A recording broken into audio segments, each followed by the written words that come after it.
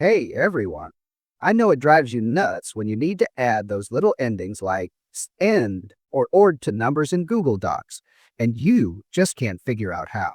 Well, in this video, I'm going to show you exactly how to do it. It's pretty straightforward once you know the step. First, open up your Google Docs document, let me zoom in for a better view, and type out your number. Then add the letters right after it. For example, type 4. Next, grab your mouse or trackpad and highlight just the there part.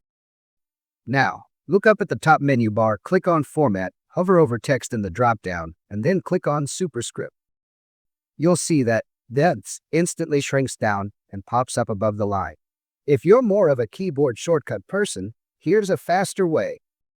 After you've typed the number and the E, and you've highlighted the E, just press and hold the Control key, and then tap the period key if you're on a Windows computer. If you're using a Mac, hold down the Command key and press the period key. Boom, becomes superscript without even touching the menu. There's also a third way using the equation tool, if you want another option. Click Insert in the top menu, then Symbols, choose Equation. You'll see a new toolbar pop up. Click on the Math Operations, then click on the Superscript button there, which looks like a little X with a small b above it. Type your number into the main box, then press the right arrow key on your keyboard to move out of the superscript spot. And finally, type. This uses the equation feature to get that superscript look.